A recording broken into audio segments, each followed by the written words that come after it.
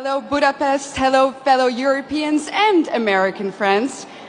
Thank you so much for having me.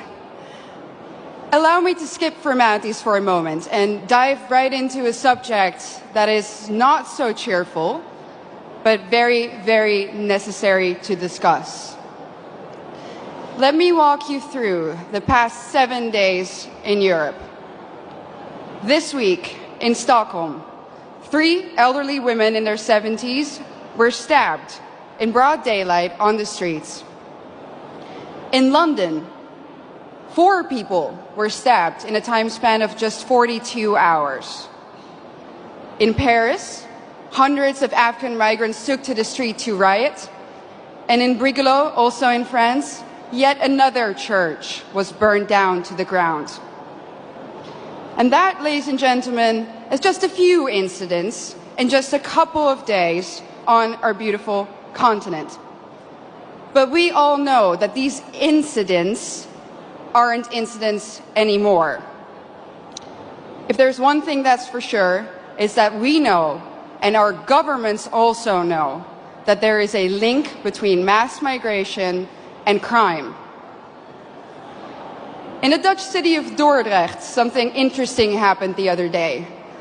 They announced, and this is a small city in the Netherlands, in my home country, that a new asylum center will be put in that little town.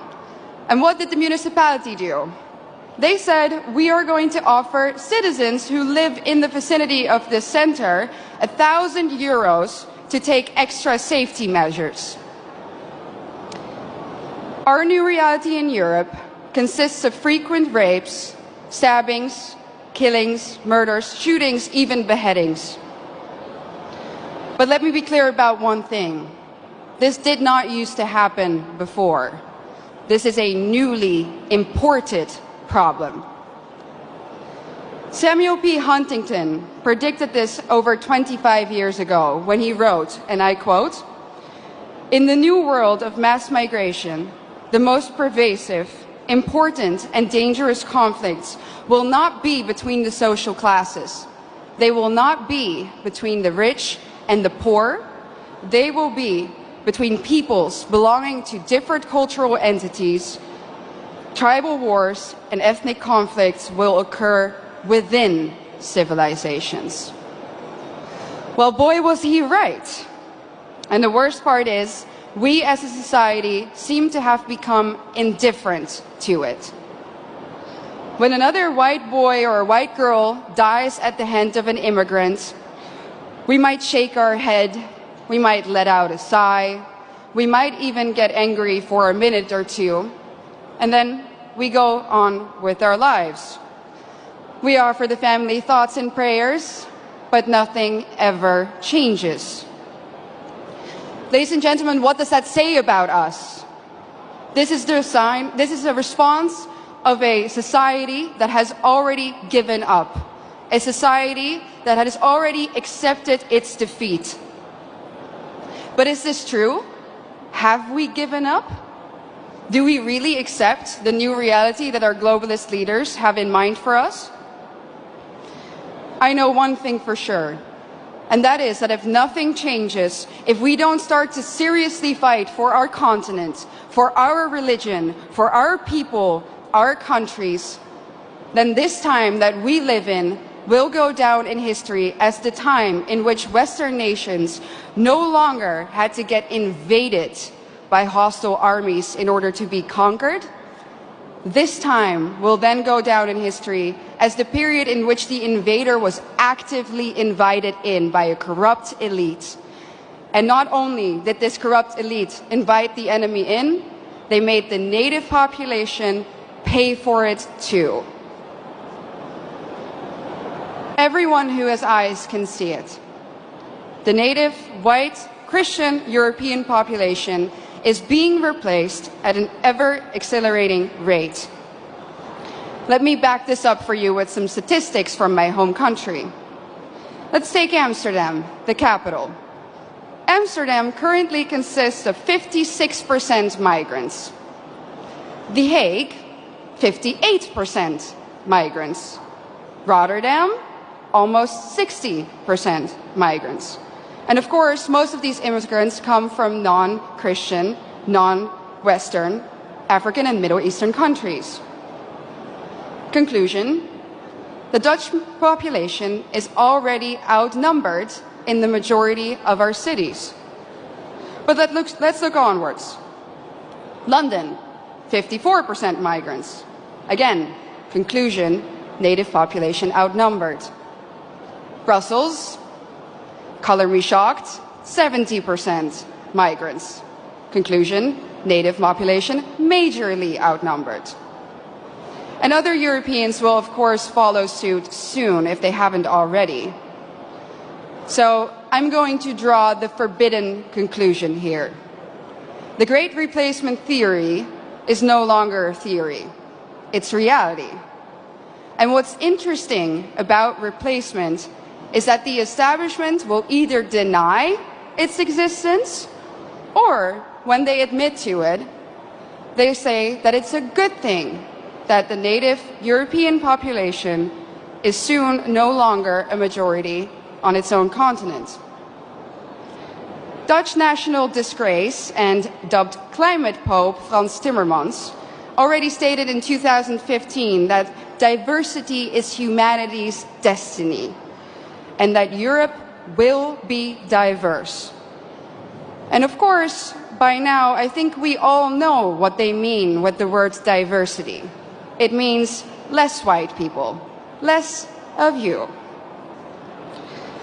Imagine this in an Asian or an African country. Imagine their leaders rejoicing in the fact that their people will soon no longer be a majority in their own country. Absolutely unthinkable, unimaginable. So what in the world is wrong with our leaders? The underlying sentiment of what they say is always the same. Our establishment claims that white people are evil and that our history is somehow fundamentally different from that of others. Consciously or unconsciously, they have sucked up the lies and the anti-white dogmas of the neo-Marxist critical race theory. That's why the totalitarians in Brussels are trying to force you, the Hungarian people, a sovereign nation, to accept immigrants despite the fact that the population has said no, and so has the government.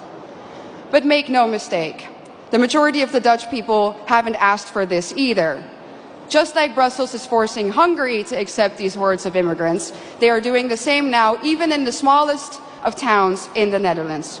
No part may remain Dutch in the traditional sense of the word. No part of Europe may remain European. And it's not difficult to understand why. If the old Europe still exists in certain places, then people will be able to compare the new Europe to the old, and newsflash, they will prefer the old. That's why the Eurocrats hate Hungary so much. And their message is clear. Our way of life, our Christian religion, our nations, they have to go, without exception. Their vision of the future is the neoliberal, unrecognizable Europe, where every city becomes kind of like Brussels. Ugly, dirty, unsafe, zero social cohesion, where the buildings are constantly under construction and they never ever seem to finish, and even when they do, the end result is uglier somehow than what they started with. And what are we left with?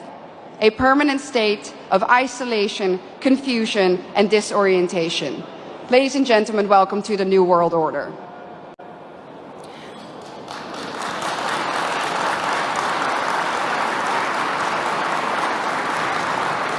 So what's the antidote? A strong Christian Europe of sovereign nation states. That's why we need to outright reject the lie that nationalism causes war. It's not nationalism or national sovereignty that causes war. It's expansionism. And where in Europe do we find that nowadays? In one place and one place only: Brussels.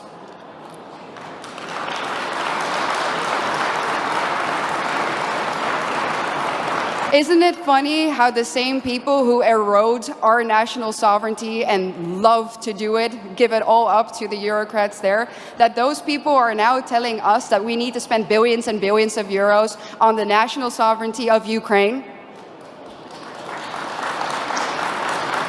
It's a joke, honestly, and it's a pretty sick, expensive, and dangerous joke.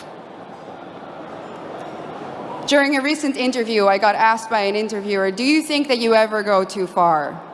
Do you think that you're ever too radical? I thought about it for a second, and I said, no. No, I don't think I go too far.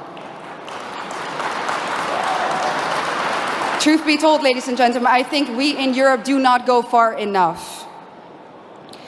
I think that if we really think about the organized, structural attack on our civilization, that we don't do enough. Do we do enough to stop the attack on our families, on our continent, on our countries, on our religion? When we hear about another murder, another stabbing of a young innocent child, do we do enough?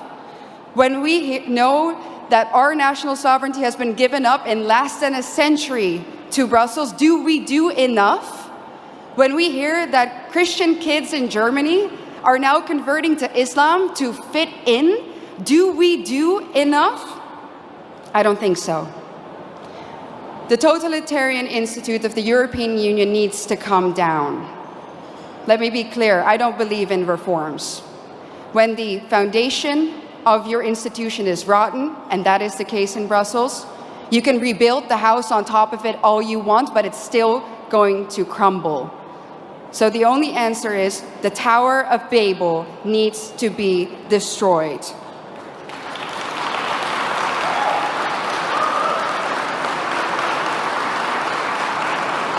Ladies and gentlemen, we are the daughters and sons of the greatest nations on earth.